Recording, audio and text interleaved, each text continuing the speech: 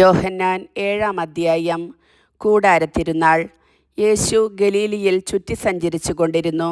യഹൂദർ അവനെ വധിക്കാൻ അവസരം പാർത്തിരുന്നതിനാൽ യൂദയായിൽ സഞ്ചരിക്കാൻ അവൻ ഇഷ്ടപ്പെട്ടില്ല.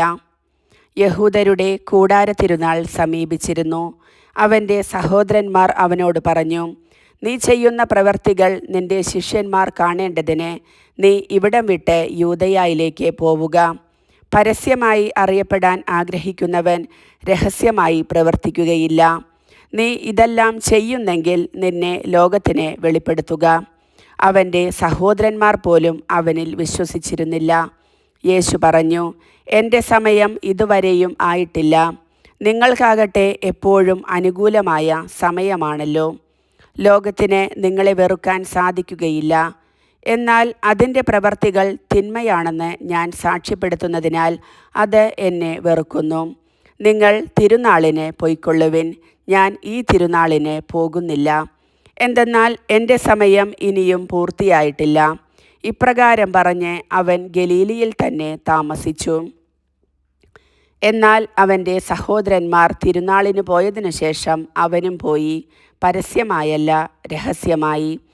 അവൻ എവിടെ എന്ന് ചോദിച്ചുകൊണ്ട് തിരുനാളിൽ യഹൂദർ അവനെ അന്വേഷിച്ചു കൊണ്ടിരുന്നു. ആളുകൾ അവനെപ്പറ്റി രഹസ്യമായി പലതും പറഞ്ഞിരുന്നു. അവൻ ഒരു നല്ല മനുഷ്യനാണ് എന്ന് ചിലർ പറഞ്ഞു. അല്ല, അവൻ ജനങ്ങളെ വഴിപിഴപ്പിക്കുന്നു എന്ന് മറ്റു ചിലരും. എങ്കിലും യഹൂദരെ ഭയന്ന് ആരും അവനെപ്പറ്റി പരസ്യമായി ഒന്നും സംസാരിച്ചില്ല. യേശുവിൻ്റെ വിജ്ഞാനം. തിരുനാൾ പകുതിയായപ്പോൾ യേശു ദേവാലയത്തിൽ ചെന്ന് പഠിപ്പിച്ചു തുടങ്ങി.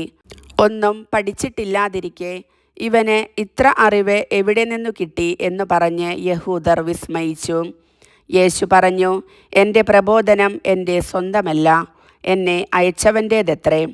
അവിടുത്തെ ഇഷ്ടം നിറവേറ്റാൻ മനസ്സുള്ളവൻ ഈ പ്രബോധനം ദൈവത്തിൽ നിന്നുള്ളതോ അതോ ഞാൻ സ്വയം നൽകുന്നതോ എന്ന് മനസ്സിലാക്കും. സ്വമേധയാ സംസാരിക്കുന്നവൻ സ്വന്തം മഹത്വം അന്വേഷിക്കുന്നു. എന്നാൽ തന്നെ അയച്ചവൻ്റെ മഹത്വം അന്വേഷിക്കുന്നവൻ സത്യവാനാണ്, അവനിൽ അനീതിയില്ല.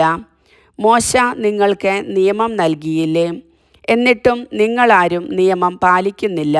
എന്തുകൊണ്ടാണ് നിങ്ങൾ എന്നെ കൊല്ലാൻ ആലോചിക്കുന്നത്? ജനങ്ങൾ പറഞ്ഞു, നിനക്ക് പിശാചുണ്ട്. ആരാണ് നിന്നെ കൊല്ലാൻ ആലോചിക്കുന്നത്? യേശു പ്രതിവചിച്ചു, ഞാൻ ഒരു പ്രവൃത്തി ചെയ്തു, അതിൽ നിങ്ങളെല്ലാവരും ആശ്ചര്യപ്പെടുന്നു.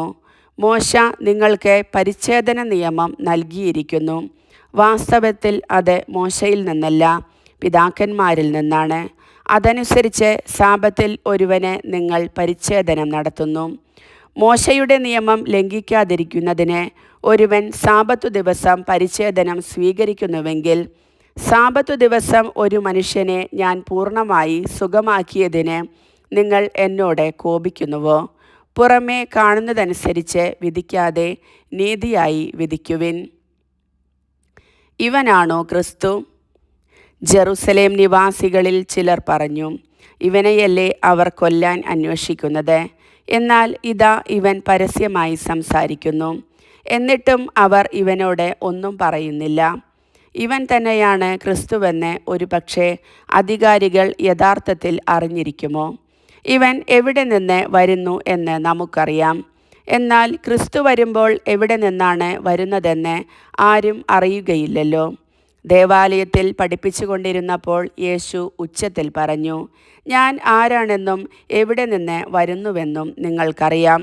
എന്നാൽ ഞാൻ സ്വമേധയാ വന്നവനല്ല, എന്നെ അയച്ചവൻ സത്യവാനാണ്. അവിടത്തെ നിങ്ങൾക്ക് അറിഞ്ഞുകൂടാ, എനിക്ക് അവിടത്തെ അറിയാം. എന്തെന്നാൽ ഞാൻ അവിടത്തെ അടുക്കൽ നിന്ന് വരുന്നു, അവിടുന്നാണ് എന്നെ അയച്ചത്. അവനെ ബന്ധിക്കാൻ അവർ ശ്രമിച്ചു, എന്നാൽ ആർക്കും അവനെ പിടിക്കാൻ കഴിഞ്ഞില്ല. അവൻ്റെ സമയം ഇനിയും വന്നിരുന്നില്ല. ജനക്കൂട്ടത്തിൽ വളരെ പേർ അവനിൽ വിശ്വസിച്ചു. അവർ ചോദിച്ചു, ക്രിസ്തു വരുമ്പോൾ ഇവൻ പ്രവർത്തിച്ചതിലേറെ അടയാളങ്ങൾ പ്രവർത്തിക്കുമോ? വേർപാടിനെക്കുറിച്ച്. ജനക്കൂട്ടം അവനെക്കുറിച്ച് പിറുപിറുക്കുന്നത് ഫരിസേയർ കേട്ടു. പുരോഹിത പ്രമുഖന്മാരും ഫരിസേയരും അവനെ ബന്ധിക്കാൻ സേവകരെ അയച്ചു. യേശു പറഞ്ഞു, അല്പസമയം കൂടി ഞാൻ നിങ്ങളോട് കൂടെയുണ്ട്. അതിനുശേഷം ഞാൻ എന്നെ അയച്ചവൻ്റെ അടുത്തേക്ക് പോകും. നിങ്ങൾ എന്നെ അന്വേഷിക്കും, കണ്ടെത്തുകയില്ല. ഞാൻ ആയിരിക്കുന്നിടത്ത് വരാൻ നിങ്ങൾക്ക് സാധിക്കുകയുമില്ല. യഹൂദർ പരസ്പരം പറഞ്ഞു, നമുക്ക് കണ്ടെത്താൻ കഴിയാത്ത വിധം എവിടേക്കാണ് അവൻ പോവുക? ഗ്രീക്കുകാരുടെ ഇടയിൽ ചിതറിപ്പാർക്കുന്നവരുടെ അടുക്കൽ പോയി ഗ്രീക്കുകാരെ പഠിപ്പിക്കാനായിരിക്കുമോ? നിങ്ങൾ എന്നെ അന്വേഷിക്കും, കണ്ടെത്തുകയില്ല എന്നും ഞാൻ ആയിരിക്കുന്നിടത്ത് വരാൻ നിങ്ങൾക്ക് കഴിയുകയില്ല എന്നും അവൻ പറഞ്ഞ ഈ വചനം എന്താണ്? ജീവജലത്തിൻ്റെ അരുവികൾ. തിരുനാളിൻ്റെ അവസാനത്തെ മഹാദിനത്തിൽ യേശു എഴുന്നേറ്റു നിന്ന് ശബ്ദമുയർത്തി പറഞ്ഞു, ആർക്കെങ്കിലും ദാഹിക്കുന്നെങ്കിൽ അവൻ എൻ്റെ അടുക്കൽ വന്ന് കുടിക്കട്ടെ. എന്നിൽ വിശ്വസിക്കുന്നവൻ്റെ ഹൃദയത്തിൽ നിന്ന് വിശുദ്ധ ലിഖിതം പ്രസ്താവിക്കുന്നത് പോലെ ജീവജലത്തിൻ്റെ അരുവികൾ ഒഴുകും. അവൻ ഇതു പറഞ്ഞത് തന്നിൽ വിശ്വസിക്കുന്നവർ സ്വീകരിക്കാനിരിക്കുന്ന ആത്മാവിനെ പറ്റിയാണ്. അതുവരെയും ആത്മാവ് നൽകപ്പെട്ടിട്ടില്ലായിരുന്നു. എന്തെന്നാൽ യേശു അതുവരെയും മഹത്വീകരിക്കപ്പെട്ടിരുന്നില്ല. അധികാരികളുടെ അവിശ്വാസം. ഈ വാക്കുകൾ കേട്ടപ്പോൾ ഇവൻ യഥാർത്ഥത്തിൽ പ്രവാചകനാണ് എന്ന് ചിലർ പറഞ്ഞു. മറ്റു ചിലർ പറഞ്ഞു, ഇവൻ ക്രിസ്തുവാണ്. എന്നാൽ വേറെ ചിലർ ചോദിച്ചു, ക്രിസ്തു ഗലീലിയിൽ നിന്നാണോ വരിക? ക്രിസ്തു ദാവീദിൻ്റെ സന്താന പരമ്പരയിൽ നിന്നാണെന്നും ദാവീദിൻ്റെ ഗ്രാമമായ ബത്ലഹേമിൽ നിന്ന് അവൻ വരുമെന്നുമല്ലേ വിശുദ്ധ ലിഖിതം പറയുന്നത്? അങ്ങനെ അവനെക്കുറിച്ച് ജനങ്ങൾക്കിടയിൽ ഭിന്നതയുണ്ടായി. ചിലർ അവനെ ബന്ധിക്കാൻ ആഗ്രഹിച്ചു, എന്നാൽ ആരും അവൻ്റെ മേൽ കൈവച്ചില്ല.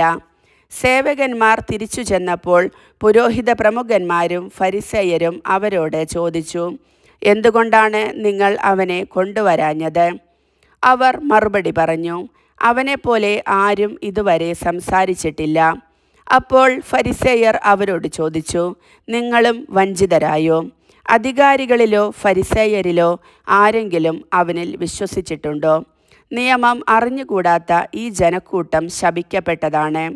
മുൻപൊരിക്കൽ യേശുവിൻ്റെ അടുക്കൽ പോയവനും അവരിലൊരുവനുമായ നിക്കോദേമോസ് അപ്പോൾ അവരോട് ചോദിച്ചു, ഒരുവന് പറയാനുള്ളത് ആദ്യം കേൾക്കാതെയും അവൻ എന്താണ് ചെയ്യുന്നതെന്ന് അറിയാതെയും അവനെ വിധിക്കാൻ നമ്മുടെ നിയമം അനുവദിക്കുന്നുണ്ടോ?